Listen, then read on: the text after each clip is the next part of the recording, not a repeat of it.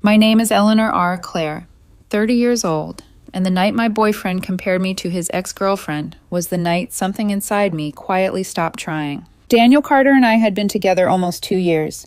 We'd lived together for about 8 months in a small apartment that always felt slightly too tidy. Like Daniel believed neatness somehow translated into status. It happened on a Thursday night. We were sitting on a couch scrolling through our phones, the television on but muted because Daniel hated background noise unless he was the one choosing it. The room felt normal, quiet, routine. But Daniel had been irritable all week. Little corrections about how I pronounced certain words. Casual remarks about restaurants I liked being basic. Small comments that were technically jokes but never really felt like jokes. That night it started over something small. I made an offhand comment about one of his friend's new boyfriends, something harmless about how the guy seemed decent. Daniel laughed. Not warmly. Sharply, dismissively. "You would think that," he said. I looked up from my phone. "What does that mean?" He sighed like I had already disappointed him somehow. "It just means you don't really understand how different worlds work." That was my moment to stop talking, to let it go. But I didn't. "What different worlds?" I asked. Daniel took a slow sip of wine, studying me like he was deciding whether to say something he'd been holding in for a long time. Then he said it.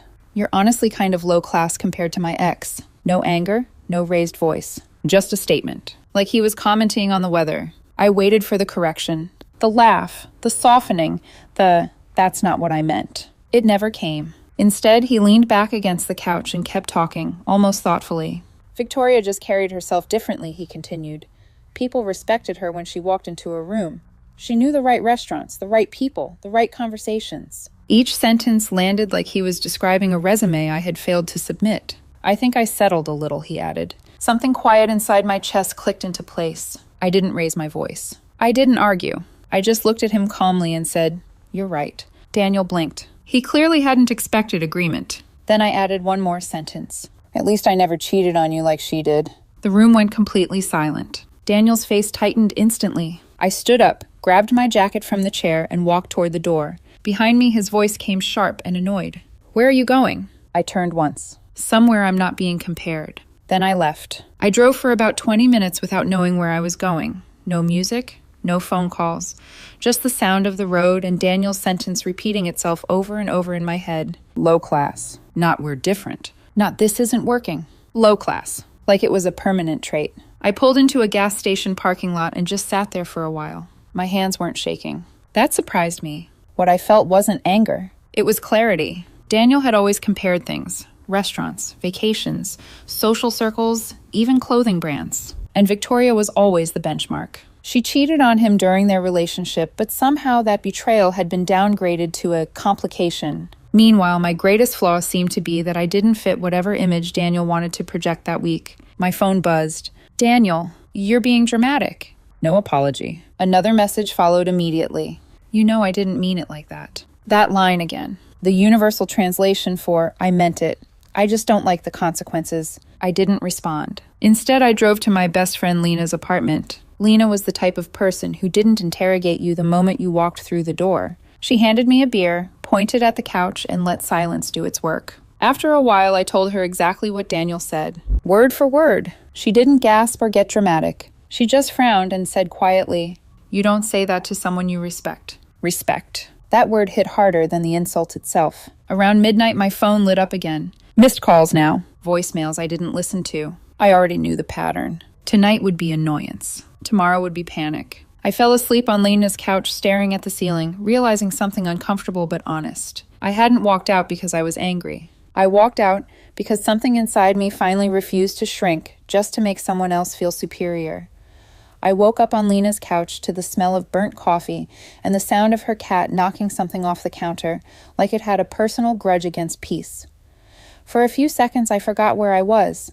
Then Daniel's voice slid back into my mind, casual and cutting, like he'd been waiting months for permission to say it out loud. My phone was face down on the floor beside the couch. When I picked it up, it buzzed immediately, as if it had been holding its breath all night. 12 missed calls. A handful of texts spaced out over hours, each one shifting tone like Daniel was trying on emotions to see which one worked. "Can you come back so we can talk like adults?" "You seriously left over one comment." "I was just being honest." That last one stuck with me. People love calling cruelty honesty when it lets them punch down without consequences. I didn't reply. I showered at Lena's place, borrowed a clean t-shirt, and went to work. Sitting at my desk felt surreal, like I was play acting a normal day, while something major quietly collapsed off screen. I answered emails, nodded through a meeting, laughed once at someone's joke like I hadn't just watched my relationship crack in half. At 10:06 a.m., my phone rang. Daniel. His name flashed like it used to mean something urgent. I let it ring. A minute later, he texted, "I'm outside your building." No please, no apology. Just presence asserted, like he still had access. I kept working. 10 minutes later, another message came through. "Yeah, this is ridiculous, Elellanar. I said one thing you didn't like and you ran away." That was when I realized something chilling. Daniel genuinely didn't understand why I left. In his mind, his words were a truth he was entitled to say, and my reaction was the problem. Around noon, he sent a voice memo. I shouldn't have listened. I did anyway. His voice sounded tired, annoyed, slightly wounded, like he was the one who'd been wronged. He talked about how relationships require thick skin, how I was insecure, how Victoria had never taken things so personally. Victoria. Even now, like her name was a reflex he couldn't stop using. I deleted the memo halfway through. The rest of the day moved in slow motion. Not sadness, not anger, something else. Finality. By the time I clocked out, I knew I wasn't going back to that apartment to apologize for being insulted, and I was pretty sure Daniel still thought I would. I drove back that evening anyway, not to reconcile, to collect my things. Daniel's car was already in the lot when I pulled in, angled slightly crooked because he never corrected the wheel. That detail used to be endearing. Now it felt like proof that he didn't adjust himself for anyone. He expected everyone else to adjust around him. When I opened the door, he was sitting at the kitchen counter, scrolling on his phone like he owned the air in the room. He didn't look up right away. Then finally he said, "You calm now?" I set my keys down slowly. "I wasn't upset," I said. He scoffed. "Right. You stormed out because you were totally calm." I didn't engage. I grabbed a glass, poured water, leaned against the opposite counter. He finally looked at me. His eyes were sharp, already prepared to win an argument I wasn't planning to have. "I was being honest," he said again. "You always say you want honesty." "There's a difference between honesty and contempt," I replied. That annoyed him. I could tell because his posture changed, like he'd just been challenged. "God, you're so sensitive," he said. "Victoria would have laughed it off." There it was again, like breathing. "Victoria cheated on you," I said, steady. His jaw tightened. At least she wasn't insecure about it. I nodded once. Not because I agreed. Because I was done collecting data. I walked past him into the bedroom and pulled a duffel bag from the closet. "What are you doing?" he snapped, standing now. "I'm packing," I said. "For what?" His voice rose. "You don't just leave because I told the truth." "I'm not leaving because of the truth," I said calmly. "I'm leaving because of how easy it was for you to say it." He laughed, but it was tight. "You're proving my point, you know." I zipped the bag and slung it over my shoulder. "No," I said, "I'm disproving it." He followed me to the door, still talking, still framing himself as the reasonable one. "You'll regret this," he said. "You always do." I paused with my hand on the handle and looked back at him one last time. "Maybe," I said, "but not tomorrow." Then I walked out. I slept in my car that night, not because I had nowhere else to go, because I didn't want company, questions, or sympathy yet. I parked a few blocks away from the apartment, reclined the seat, and stared at the ceiling liner while the city hummed around me. Around 1:00 a.m., my phone started buzzing again. "Daniel." I let it ring. Then the text came. "You're really doing this over a comparison." A minute later, another. "You're acting like I stabbed you." At 1:37 a.m., the tone shifted. I didn't mean low class like that.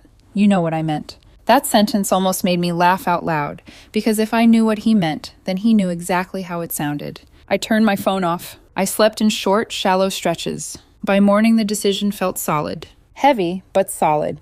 Saturday morning was the first time Daniel sounded nervous. I was back at Lena's apartment, standing in the kitchen while she made scrambled eggs and complained about how impossible it was to find decent coffee lately. My phone sat on the counter, face down, silent for most of the morning. When I finally flipped it over, there were missed calls spaced almost exactly 10 minutes apart, like reminders. Daniel reminding himself to panic. There was one voicemail. I shouldn't have listened. I did anyway. His voice was softer than it had been the night before. Careful, measured. Like he was stepping through a room filled with broken glass. "Elellanar, okay, I think this got out of hand. Can we reset? I don't want to fight. I just want to talk like normal people." Normal people. The phrase people use when they want to rewind without acknowledging what they broke. I didn't call him back. Around noon, another message arrived. I'm at the apartment. We need to figure out what this means. That sentence bothered me more than the insult had. Figure out what this means. Like the relationship was still intact, just temporarily inconvenient. I drove over anyway, not to reconcile, just to collect the rest of my things. Daniel was sitting on the couch when I walked in, knees pulled up slightly, scrolling on his phone. The moment he saw me, his face shifted quickly, relief first, then irritation when he realized I wasn't smiling. You could have answered, he said. I didn't want to talk, I replied, heading toward the bedroom. He followed me immediately. You're acting like I'm some villain. I'm acting like I'm done, I said. That made him snap. Oh, please, he scoffed. You're not done. You're sulking. You always do this when you feel inferior. I stopped packing and turned toward him. You keep saying that word like it's a fact. It is, he said flatly. Victoria operated on a different level. You're comfortable. Comfortable. Low class. The hierarchy again. I zipped the bag slowly. Then go find someone impressive, I said. He crossed his arms. So that's it? 2 years and you're just walking away? No, I said quietly. I walked away Thursday night. This is just logistics. Daniel stared at me like he'd never heard that version of the story before. Like the breakup had somehow already happened without his permission. By the time I left with the last bag, he was still standing in the doorway, convinced this was temporary. He still thought Sunday would fix everything. He was wrong. Sunday morning arrived with a quiet that almost felt earned. No messages, no missed calls, no dramatic apologies waiting on my phone, just silence. For the first time since Thursday night, nothing felt like it was about to explode. That didn't last. Around noon, Daniel posted on Instagram, a mirror selfie. Oversized sunglasses, coffee cup position just right. The caption talked about knowing your worth and outgrowing situations that no longer serve you. The comments flooded in immediately. Fire emojis. King energy. You deserve better. I stared at the screen longer than I should have. Then I saw something that made me shake my head. Victoria had liked the post. Almost instantly. That part stung a little. Not because I missed Daniel. Because it confirmed how quickly he needed an audience. He didn't want resolution. He wanted validation. About an hour later, my phone buzzed. I don't understand how you can just disappear like this. I read the message twice before replying. I didn't disappear. I left. Daniel responded instantly. Same thing. That sentence told me everything. To him, me having boundaries felt like abandonment. Me refusing disrespect felt like betrayal. Me choosing myself felt like an attack. Another message came seconds later. A long one. He wrote about how relationships take work, how nobody is perfect, how he dated women with real flaws before and learned to compromise. Then came the sentence that summed everything up. I thought you were different because you were stable. Stable. Comfortable. Low class. The same hierarchy rearranged into different words. I didn't respond. Later that afternoon, I ran into Mia, one of Daniel's friends, at the grocery store. She spotted me near the produce section and immediately looked uncomfortable. I heard what happened, she said carefully. Daniel's really upset. I believe that, I replied. She hesitated before adding quietly, he didn't think you'd actually leave. I know, I said. That's the problem. Mia didn't argue. She just sighed like something had finally clicked into place for her too. That night I unpacked my bags in Lena's guest room, hung my shirts in the closet, placed my toothbrush beside the sink. Small acts of permanence. As I lay in bed staring at the ceiling, a thought settled quietly in my chest. Daniel wasn't shocked because I left. He was shocked because for the first time, his words had consequences he couldn't talk his way out of. Monday morning was the first time Daniel sounded desperate. My phone buzzed before I was fully awake. Can we please talk? Not argue. Just talk. I stared at the message for a long moment before setting the phone down again. It wasn't a game. I simply didn't feel the urgency anymore.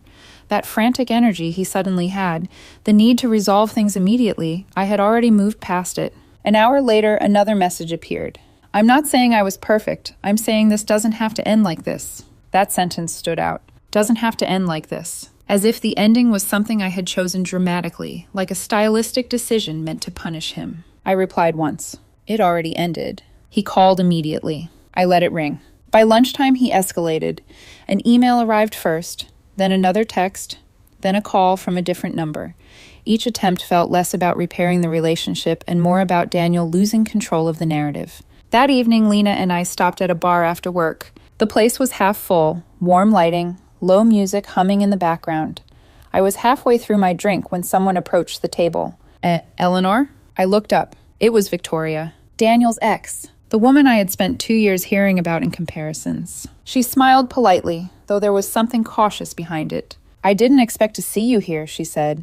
"Same," I replied. There was a short pause. Victoria shifted slightly, glancing at Lena before looking back at me. "Daniel mentioned you two had some kind of fight." I almost laughed at the understatement. "Something like that," I said. She hesitated before continuing. "He told me what he said. I think he thought you'd brush it off." "I didn't." Victoria nodded slowly. "Yeah," she said quietly. "He tends to assume people will." That sentence lingered in the air. For a moment, neither of us spoke. Then she added something I hadn't expected. "For what it's worth, he compared me to people too. All the time." I raised an eyebrow slightly. "Really?" She gave a short, dry laugh. "Oh yeah, I was never quite impressive enough for him either." The irony almost felt absurd. For 2 years I had been compared to a woman who had apparently been compared to someone else. An endless ladder Daniel expected everyone to climb. Victoria glanced toward the door, like she was about to leave. "Anyway," she said, "I hope you're okay." "I am," I said, and I realized I meant it. She gave a small nod and walked away. When she was gone, Lena leaned forward slightly. "Well," she said, "that was unexpectedly validating." I smiled faintly. "Yeah." Later that night, I walked home through cool air and quiet streets, my thoughts calmer than they had been in days. When I got back to Leanna's apartment, my phone had one final message from Daniel waiting. I feel like you're punishing me." I stared at it for a long time before replying. "I'm not punishing you." A moment passed. Then I sent the second line. "I'm opting out." He never responded. The next morning felt different. Not dramatic. Not heavy. Just settled. I woke before my alarm and realized something small, but important. I wasn't replaying conversations anymore. No imaginary arguments. No mental drafts of what I should have said. That loop had finally shut off. On my way to work, I passed the little coffee shop Daniel used to complain about. He always said it was beneath him. I liked it because the barista remembered my name. I stopped in, ordered the same drink I always did. The barista smiled. "How was your weekend?" "Quiet," I said, and meant it. Around 11 that morning, Daniel tried one last angle. A long message. Paragraphs this time. He admitted he'd been harsh. Said he grew up around people who constantly compared status and success. Said he was afraid of ending up with someone who didn't elevate him. That sentence could have been written at any point in our relationship. It just finally wasn't that disguised. I replied once.